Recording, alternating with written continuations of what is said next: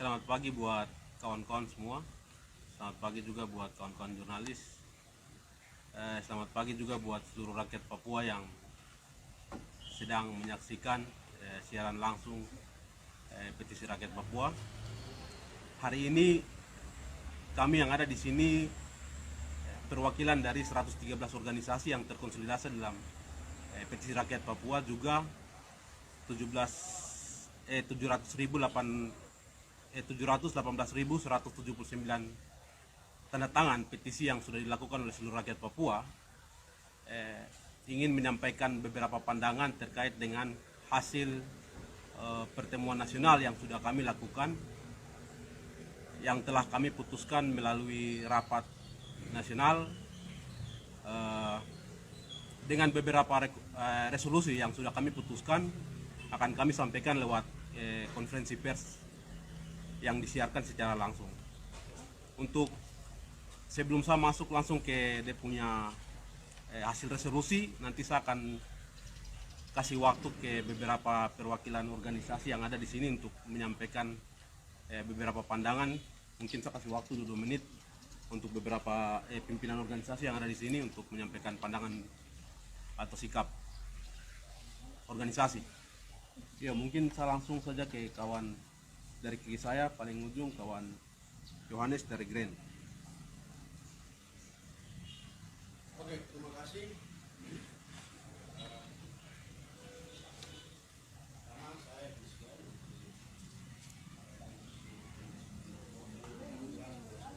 Memandang paket ekonomi jilid 1 maupun jilid 2 yang sedang dipaksakan oleh MPRI di Istana Papua dan paket kebijakan politik Indonesia terhadap Polres Papua sebagai alat untuk tetap mengimprovisasi rakyat Papua dan juga tanah Papua, dan juga terus melanjutkan praktek eksploitasi yang hari ini secara terang-terangan sangat membuat negara terlibat aktif dalam memberikan izin-izin atau konsesi investasi terhadap perusahaan-perusahaan milik kapitalis di tanah Papua. Yang hari ini dampaknya jelas, kita lihat bagaimana perampasan lahan sangat masif, penghancuran ekonomi, sumber-sumber kehidupan oleh rakyat yang dimiliki oleh rakyat Papua. Ini dilakukan penghancurannya secara masif, dan aktor utama di balik ini adalah kolonial Indonesia, tapi juga kapitalisme global yang hari ini sedang dicokol di tanah Papua. Oleh sebab itu, kami dari Komunitas Green Papua sangat jelas bahwa kami menolak paket kebijakan politik yang dikeluarkan oleh kolonialisme Indonesia atas tanah Papua di bawah perintah duanya imperialisme yang hari ini sedang dicokol.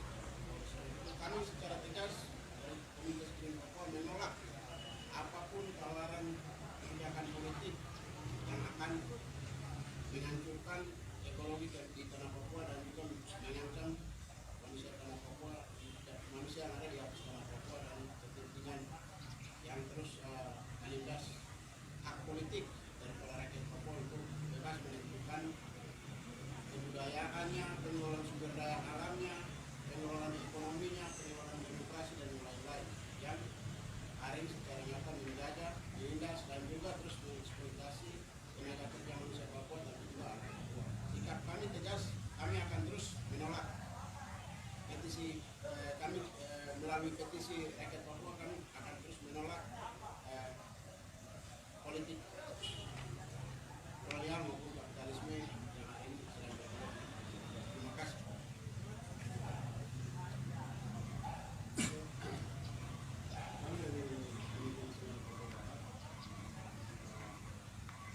Kami menganggap bahwa Indonesia ada di atas tanah segala bentuk kebijakan keberadaan Indonesia itu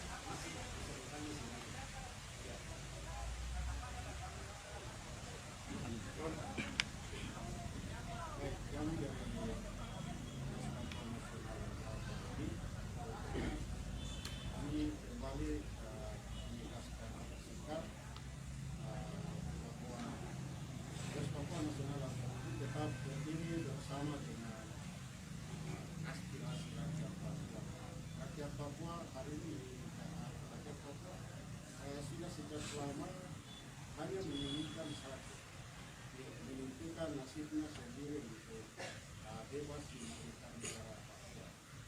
Oleh sebab itu, secara tegas kami bersepakat dengan 113 organisasi yang tergabung dalam Kopisi Rakyat Papua menolak dengan tegas ini periode ketiga dalam kebijakan Rakyat Papua telah melakukan kebijakan program mulai tahun 2006 dan dimotori oleh Rakyat Papua. Kemudian tahun 2010 yang menghasilkan resolusi bersama dengan MRP, Majelis Rakyat Papua, hasilnya dibawa ke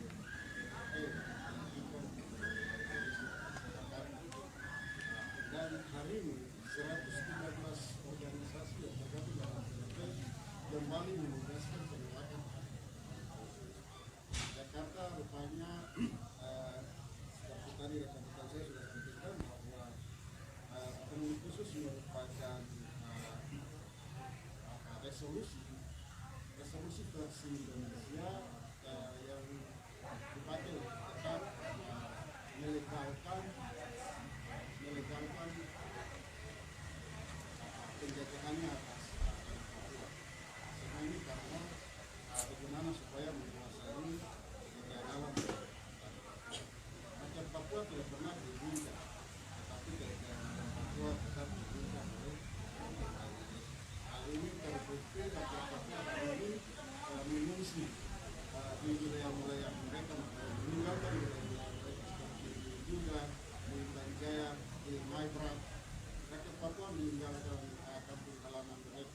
Pemerintah Indonesia tidak pernah meninggalkan dia hanya meninggalkan. Oleh sebab itu secara tegas kami menolak segala bentuk kebijakan pemerintah Indonesia dan pemerintah Indonesia secara tegas kami mengatakan sudah sejak lama kami sudah bilang bahwa pemerintah Indonesia adalah negara yang dikenal tapi mereka merampok, merampas, membunuh Tuhan telah membagikan wilayah serta musuh-musuhnya bagi bangsa. Itu adalah tanah yang diberikan wilayah dan musuh Indonesia tidak boleh Indonesia.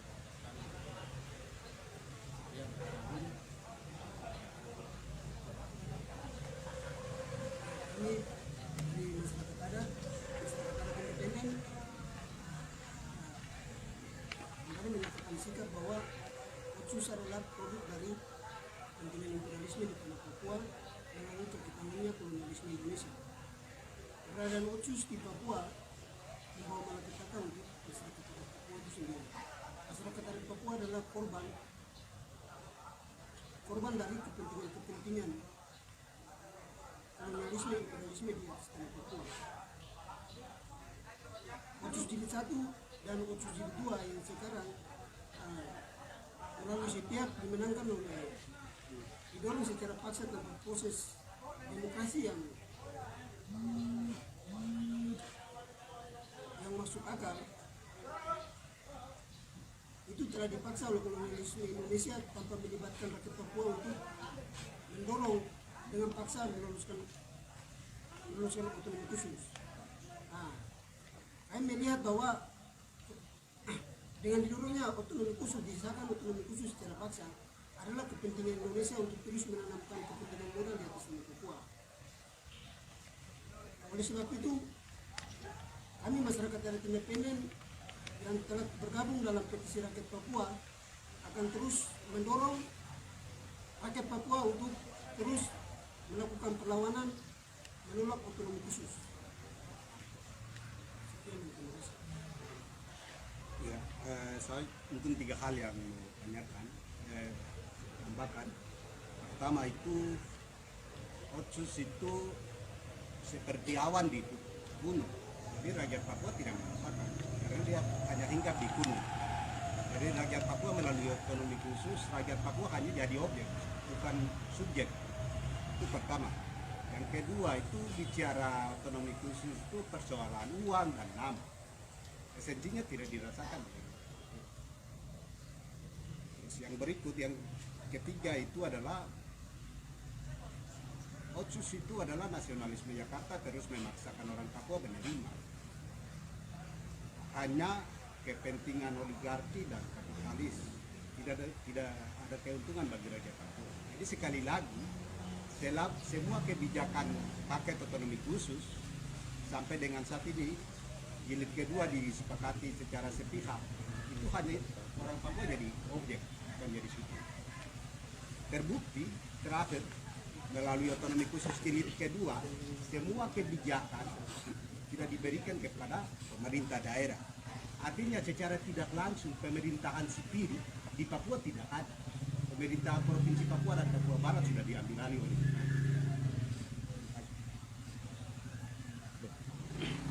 Ya, baik. Perkenalkan, saya Gino dari Aliansi Mahasiswa Papua. Mungkin saya mewakili AMP ingin menyampaikan beberapa hal sikap organisasi terkait dengan dinamika otonomi khusus jilid 1 dan juga keberlanjutan Otsus jilid 2. Yang pertama, secara organisasi kami melihat bahwa Otsus jilid 1 maupun Otsus jilid 2 merupakan paket kebijakan kolonial Indonesia yang diterapkan di atas tanah Papua. Nah, melalui paket kebijakan kolonial Indonesia di atas tanah Papua ini, jika kita tarik lagi kembali ke sejarah, dalam masuknya kolonial Indonesia ke Papua itu dibarengi dengan kepentingan kapitalisme. Masuknya kolonialisme Indonesia di Papua itu dibarengi atau diboncengi dengan kepentingan kapitalisme yang kemudian melakukan eksploitasi besar-besaran. Dan kerja-kerja itu kemudian disukseskan melalui aparatur negara yang represif atau TNI Polri. Nah, oleh sebab itu secara organisasi kami menyatakan sikap untuk menuntut kepada pemerintah Indonesia Jakarta hari ini agar segera mencabut kebijakan Undang-Undang Otonomi Khusus Jilid 2 yang disahkan secara sepihak oleh Jakarta dan juga elit-elit politik yang melegitimasi suara rakyat Papua, yang juga memberikan kebebasan sepenuhnya kepada rakyat Papua untuk menentukan nasib masa depannya sendiri. Apakah dia ingin hidup merdeka ataukah dia ingin hidup bersama dengan Indonesia. Jadi dengan tegas kami nyatakan sikap juga bahwa kami bersama-sama dengan 113 organisasi yang ada dalam Petisi Rakyat Papua akan terus mendorong program-program yang telah kami sepakati di Bakar Batu 2 ini sampai selesai. Demikian. Ya, terima kasih. Kami dari Asosiasi Pedagang Asli Papua kami memandang bahwa Otsus jilid pertama maupun Otsus jilid 2, kalau Otsus jilid pertama itu negara dalam hal ini kolonial Indonesia dia hanya pegang ekor atau dia hanya pegang elit. Nah, yang sekarang yang negara paksakan dilanjutkannya Otsus jilid 2 itu justru ruang-ruang rakyat ini semakin tersempit. Semua kebijakan daerah, pemerintah, bahkan sampai ke sektor-sektor ekonomi, sektor-sektor pendidikan, pertanian, perkebunan, UMKM, dan lain-lain, semua sekarang melalui Jakarta. Kami melihat bahwa ruang-ruang ini atau praktek-praktek penjajahan, praktek-praktek kolonisasi terhadap rakyat Papua, terutama mama-mama pasar, sektor ekonomi, wirausaha, semuanya ditutup oleh negara di bawah pemberlakuan Undang-Undang Otsus yang dipaksakan oleh Jakarta pada 2021 kemarin November. Melihat situasi ini, kami organisasi juga berfront di dalam Petisi Rakyat Papua menolak dengan tegas keberlanjutan Otsus. karena dalam prosesnya Otsus dipaksakan tanpa melibatkan rakyat Papua, tanpa melibatkan petisi rakyat Papua yang sudah sampai 700.000 lebih, aksi-aksi protes, gelombang-gelombang protes seluruh tanah Papua, bahkan elit-elit Papua juga tidak didengar, kan suara-suara rakyat Papua juga tidak didengar, suara penolakan terhadap keberlanjutan Otsus Jilid 2. Kami secara organisasi kami tolak dengan tegas, segera cabut Otsus Jilid 2 yang pada akhirnya akan kembali ke sama seperti Otsus Jilid pertama, akan terus mengorbankan rakyat dan hanya untuk kepentingan kapitalisme atau eksploitasi sumber daya alam di dalam Papua. Terima kasih. Baik, terima kasih. Perkenalkan, saya Christian Kobak, perwakilan dari Forum Independen Mahasiswa Papua atau dikenal dengan PUBP. Baik, terkait dengan ini kami secara organisasi melihat bahwa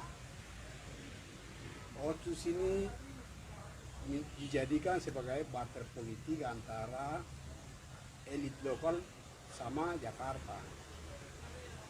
Karena kehadiran Otsus di tanah Papua juga menciptakan kebijakan yang tidak pro terhadap rakyat Papua itu sendiri. Kemudian keberlangsungan kolonialisme, kapitalisme telah membawa dampak yang buruk bagi tanah air dan manusia Papua. Sehingga kami PUBP bersepakat dan berkomitmen untuk mendorong aspirasi rakyat Papua hingga merebut tanah air kembali. Demikian, terima kasih.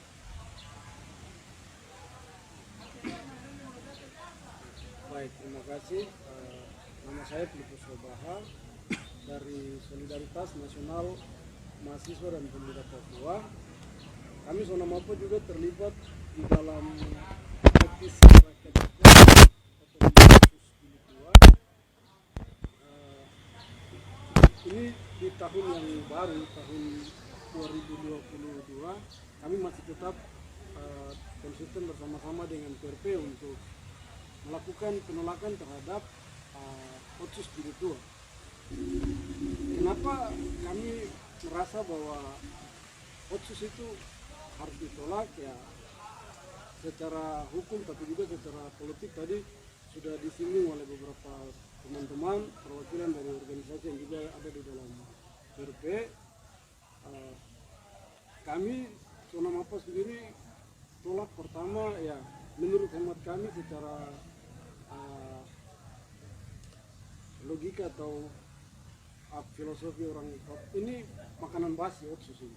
Ini Otsus makanan basi yang terus diolah kembali untuk dikasih makan ke orang Papua. Ini makanan basi. Maka kami merasa bahwa orang Papua kalau tidak mau mati lewat otonomi khusus yang dikasih, maka orang Papua harus melakukan pengorganisiran diri bersama-sama dengan petisi rakyat Papua untuk melakukan penolakan atas otonomi khusus Jilid 2 yang dipaksakan. Kalau Otsus itu dikasih dengan niat yang baik oleh pemerintah Jakarta, maka pemerintah Jakarta tidak bisa memaksakan. Pemerintah Jakarta harusnya melakukan konsultasi yang luas kepada rakyat Papua terkait dengan Otsus. Tapi faktanya itu tidak terjadi. Artinya bahwa ini perlu dicurigai. Kenapa dipaksakan? Tapi juga di pemerintah Jakarta ini juga aneh, sangat aneh menurut saya. Kalau ada sesuatu yang bertentangan dengan ideologi Pancasila atau ada yang coba-coba menentang Pancasila, itu dia akan dikriminalisasi, bahkan akan diburu habis-habisan. Kalau ada yang lawan Pancasila dalam Republik Indonesia. Dan Otsus ini sebenarnya sangat-sangat tidak Pancasilais, tapi kok kenapa dipaksakan di Papua? Demokrasi Pancasila itu kan kerakyatan yang dipimpin oleh hikmat dan jadi artinya harus ada suara terbanyak. Harusnya aspirasi itu dia naik dari rakyat, dari orang banyak baru harus disahkan. Tapi Otsus ini tidak. Ini kepentingan segelintir orang, elit Jakarta, tapi juga orang Papua perut besar, mata uang, mata perempuan. Orang ini yang sahkan barang ini. Sakan Otsus ini. Jadi ini tidak sangat-sangat tidak Pancasilais. Sehingga kami dari Sona Mapa bukan cuma menghimbau kepada orang Papua untuk tolak Otsus yang adalah makanan basi, tapi juga kami menghimbau kepada seluruh rakyat Indonesia, tapi juga orang-orang Indonesia, para elit Indonesia yang membela Pancasila, itu harusnya tolak Otsus, karena Otsus ini tidak Pancasilais. Ini sesuatu yang dipaksakan, bukan hasil rakyat, bukan hasil suara banyak, suara terbanyak. Ini hasil kompromi perselingkuhan antara orang Papua, elit Papua dengan elit Jakarta untuk dapatkan anak haram yang kemudian orang Papua repot-repot kasih hidup. Wah, ini gila. Jadi kami dari Solidaritas Nasional Mahasiswa Papua, kami masih tetap konsisten dengan petisi rakyat Papua tolak Otsus Jilid 2 untuk bukan cuma tolak, bukan kembalikan kepada Jakarta, tapi atas nama rakyat Papua, atas nama tulang belulang orang Papua, atas nama Tuhan Allah pencipta langit dan bumi, kami kutuk otonomi khusus di atas tanah Papua. Ada elit Papua yang coba-coba jamu Otsus untuk orang Papua, dia akan mati 7 turunan. Dia turunan tidak akan dilindungi di atas tanah Papua, atau dia akan mati semua di atas tanah Papua. Begitu juga dengan pemerintah Jakarta. Selama Otsus masih ada di Papua, Jakarta akan terus kena kutuk, akan pernah masuk Piala Dunia. Terima kasih.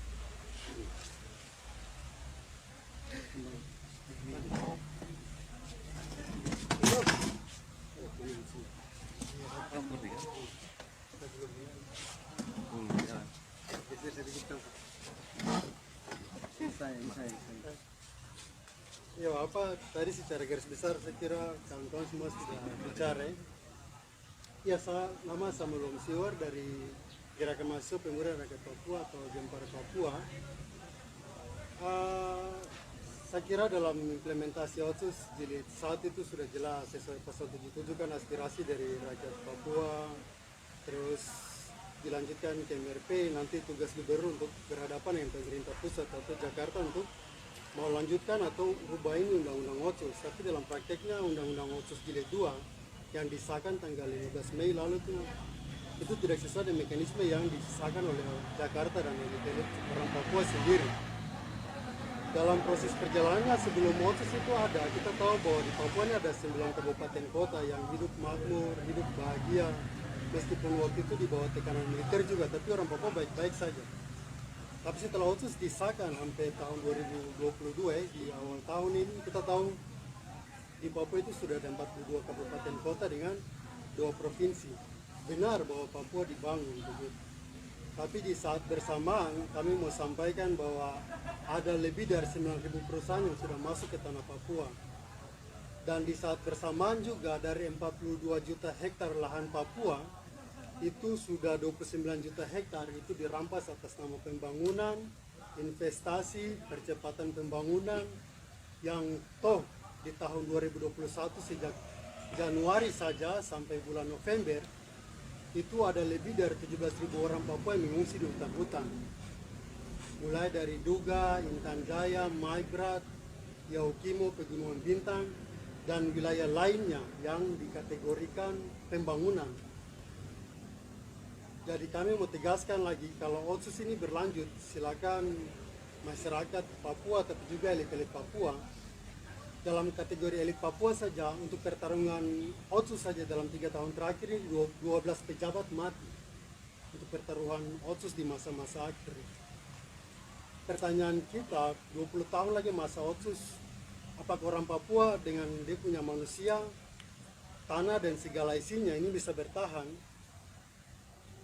Sehingga ini menjadi komitmen kami, teman-teman organisasi yang bergabung dalam PRP akan terus bersama-sama untuk kawal aspirasi ini bahwa Otsus benar-benar gagal tidak membangun orang Papua dan segala bentuknya.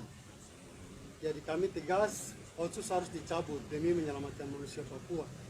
Jadi kami menghimbau juga buat semua orang Papua, semua elit Jakarta, elit Papua untuk sama-sama. Kita tidak punya masa depan dengan Indonesia, itu jelas. Tadi saya bilang 29 juta hektar dari 42 juta itu sudah habis. Ada 17.000 pengungsi yang mengungsi sampai sekarang nasibnya tidak jelas. ada 90 orang yang mati dari bulan September sampai November. Ini baik sipil yang mayoritas, tapi juga ada TNI, ada juga dari TPNPB. Jadi kalau kita mau paksakan ini atas nama pembangunan, sudah jelas ada korban-korban di depan. Dan kita akan menambah deretan pelanggaran HAM baru, ada deretan pelanggaran ekosida dan juga genosida untuk orang Papua. Jadi secara organisasi kami tegaskan lagi, Otsus harus dilawan oleh orang Papua demi menyelamatkan orang Papua itu sendiri. Dan kami menyuruhkan buat seluruh pihak-pihak yang justru terlibat dalam menginvestasikan dong punya dana-dana untuk justru membantu Indonesia membunuh orang Papua. Ini sudah saatnya untuk orang-orang semua lihat dan bantu menyelamatkan orang Papua. Dan stop bunuh orang Papua atas nama pembangunan. Itu dari kami. Terima kasih. Baik, terima kasih. Saya di sini sebagai juru bicara Petisi Rakyat Papua, juru bicara nasional, mungkin ingin menegaskan kembali lagi beberapa poin yang sudah kawan-kawan tegaskan, tapi saya ingin mempertegas bahwa bicara soal Otsus itu tidak cukup kita bicara soal sisi pembangunan, sisi tidak ada kekurangannya biaya atau lain-lain. Jadi Otsus harus dilihat sebagai resolusi konflik. Ada persoalan antara Jakarta dengan rakyat Papua. Itu yang harus dilihat. Dia tidak bisa, Jakarta tidak bisa mereduksi persoalan Otsus dengan persoalan yang kecil-kecil, soal pembangunan dan lain, tidak bisa. Jadi Otsus ini harus dilihat sebagai resolusi konflik dari akar persoalan yang ada di Papua, mulai dari sejarah 61 sampai 2021 hingga tahun ini, hingga 2021. Juga pelanggaran HAM yang masih menumpuk hingga saat ini. Jadi Jakarta bicara soal Otsus itu tidak harus bicara soal beberapa pasal yang mengubah, harus lihat secara menyeluruh. Karena Otsus ada itu hasil dari persoalan antara Jakarta dan Papua. Itu yang ingin saya pertegaskan di sini, sehingga mungkin saya akan langsung masuk bacakan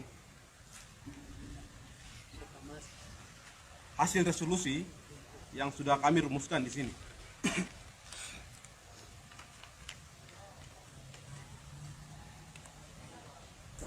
Pernyataan sikap Petisi Rakyat Papua cabut Otsus Jilid 2. Otonomi khusus Otsus Papua telah dipaksa disetujui oleh Jakarta pada November 2021 tanpa mendengar dan mempertimbangkan suara dan tuntutan rakyat Papua di bawah 113 organisasi yang berfront dalam Petisi Rakyat Papua (PRP) yang menolak dengan tegas keberlanjutan Otsus Papua. Suara-suara rakyat Papua di dalam PRP dilakukan di seluruh Papua, Indonesia, bahkan sampai di internasional. Gelombang rakyat melakukan aksi demonstrasi terus meningkat dari 2019 hingga 2021. Berujung pada aktivis di seluruh kota-kota di Papua ditangkap, dipenjarakan, bahkan dibunuh oleh negara melalui TNI Polri. Seluruh rakyat Papua melalui tabulasi petisi tolak Otsus di seluruh tanah Papua yang dikerjakan PRP yang diumumkan hingga mencapai 18.179 suara rakyat memilih tolak Otsus pun tidak didengar oleh negara. Gelombang protes juga berujung pada penangkapan Victor Yemo, juru bicara internasional PRP, dan banyak aktivis di Indonesia dan Papua. Kami melihat dan memahami bahwa kepentingan negara paksakan Otsus untuk berlanjut tidak terlepas dari negara dalam memaksakan Omnibus Law menjadi undang-undang dan beberapa undang-undang yang direvisi oleh negara. Kepentingan ini tak lain adalah kepentingan kapitalisme, kolonialisme, dan militerisme di Papua. Pengiriman TNI Polri, dan BIN terus berlangsung hingga hari ini. Eksploitasi sumber daya alam seperti Blok Wabu, pertanian di Kerom, Yaukimo, perkebunan sawit di Merauke, Nabire, Sorong, dan lain-lain semakin besar dan meningkat. Omnibus Law, Undang-Undang Otsus, dan semua undang-undang yang dipaksakan diberlakukan adalah untuk kepentingan investasi pengusaha-pengusaha besar internasional dan nasional, dan dibackingi oleh kekuatan TNI Polri dan BIN dengan jumlah yang sangat besar. Melihat dan memahami situasi ini, maka kami 113 organisasi yang berfront dalam Petisi Rakyat Papua (PRP) menyatakan sikap. Satu, PRP dalam manifestasi sikap politik rakyat West Papua yang menolak keberadaan dan keberlanjutan Otsus di West Papua. Dua, PRP akan mengawal sikap rakyat Papua untuk memperjuangkan hak penentuan nasib sendiri secara damai dan demokratis. Tiga, PRP menolak Otsus dan bersepakat untuk melanjutkan penggalangan petisi rakyat Papua PRP untuk tahapan ketiga. Empat, PRP menolak segala bentuk kompromi dan representasi politik di luar dari sikap rakyat West Papua. 5.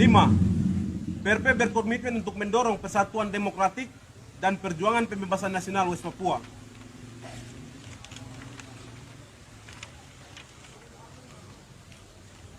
6. PRP mendesak pembebasan Victor Yemo, juru bicara internasional seluruh tahanan politik West Papua tanpa syarat. Demikian pernyataan sikap ini kami buat atas perhatian dan solidaritas solidaritas kita untuk terus menolak Otsus. Kami ucapkan terima kasih. Port Numbai, 5 Januari 2021. Juru bicara nasional Jeffrey Wenda.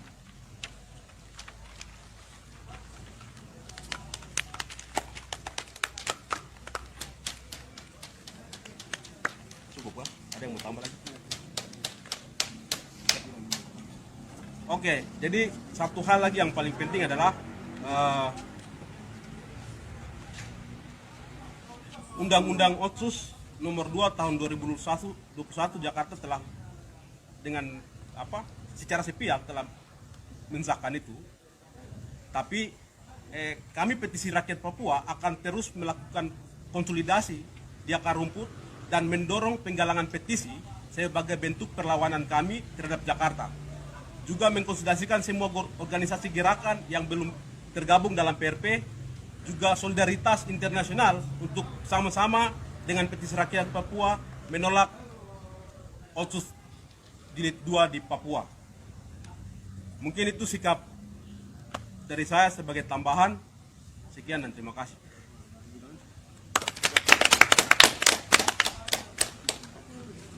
Papua Merdeka! Papua Merdeka! Papua Merdeka! Otsus! Tolak! Otsus! Tolak! Papua! Merdeka! Papua! Merdeka!